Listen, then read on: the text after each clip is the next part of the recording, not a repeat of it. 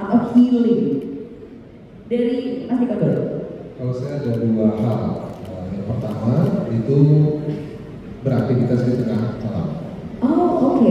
Jadi alamnya juga tapi yang nggak tanggung ya, saya benar-benar di laut atau di hutan. Karena saya merasa itu situasi itu tuh udah jadi, udah balance. Saya jadi ikut balance juga. Itu yang pertama. Yang kedua, saya akan bertemu orang-orang yang tidak ada hubungannya sama hal-hal yang kita kerjakan sebelumnya. Oke, jadi di luar ini ya, dunia entertainment ya? Di luar dunia entertainment, di luar pekerjaan gitu. Jadi seperti menyadarkan diri sendiri ternyata, oh ternyata kita masih bisa berpikir, kita masih bisa berfungsi, tapi tidak harus dulu itu.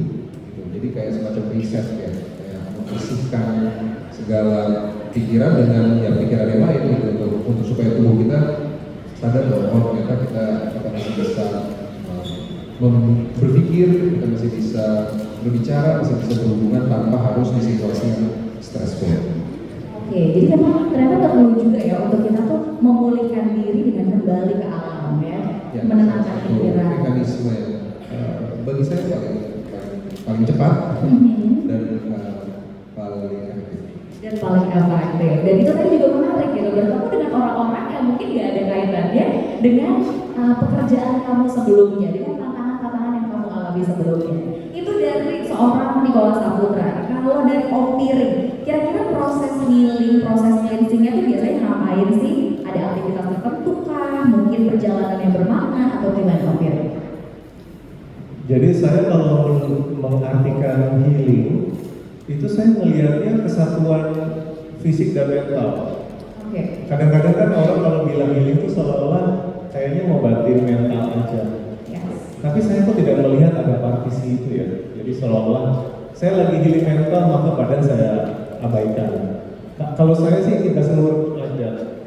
Jadi lucunya kalau orang lain mungkin melihat healing itu traveling, misalkan harus tiduran makan enak doang itulah healing. Saya nggak setuju gitu. Saya melihat olahraga justru healing. Capek berkeringat itu justru healing. Healing itu bukan lele kalau buat saya. Jadi kalau saya lagi sumpah banget, saya lagi stres di tengah nulis, ya malah saya lari, malah saya calisthenics, resistance training, itulah healing. Walaupun capek secara fisik tapi bagus di pikiran. Jadi kalau saya sih mengajak teman-teman di sini itu juga healing jangan diartikan sempit, liburan, mager, tidur, makan yang nggak sehat gitu. No, justru ini saatnya badan digerakkan, kasih makanan yang sehat. Karena saya percaya tubuh yang tidak ada mental yang sehat tanpa tubuh yang sehat. Dan kebalikannya juga tidak ada tubuh yang sehat tanpa mental yang sehat. Itu nyatu menurut saya. Oke, nah ini menarik gitu ya, karena memang betul kok di luar sana tuh kayak ini cuma liburan-liburan aja gitu ya, kayak spending money terus gitu ya, padahal sebenarnya it's much more than that. Kita ngomongin soal body, mind, and soul, itu harus betul-betul dipulihkan juga. Nah kalau ngomongin dari filosofi teras nih, sudut pandangnya filosofi teras, gimana sih prinsip-prinsip stoik itu bisa membantu kita dalam proses pemulihan atau healing jadi lebih cepat, Om Piring? Dan mungkin juga boleh di-share contoh nyatanya nih dari pengalaman pribadi seorang Om Piring. Iya, karena tadi saya bilang saya tidak memisahkan tubuh dan jiwa, jadi saya melihat mental health itu seperti physical health, gitu. Saya pikir teman-teman tahu lah bahwa kesehatan tubuh tuh nggak bisa dengan layering gitu. Makanya teman-teman dari yoga, ada olahraga rutin dan jaga makanan, gitu. Itu something yang you have to fight for. Gitu. Kesehatan itu nggak taken for granted, nggak akan given dari atas tiba-tiba kamu sehat. Nah, dalam perspektif filosofi teras juga mental health itu sesuatu yang diupayakan dan dilatih. Dan dari perspektif mereka banyak sekali emosi yang tidak sehat, misalkan baper, marah berlebihan, dendam yang terlalu lama, itu sebenarnya sumbernya bukan dari luar, kata mereka.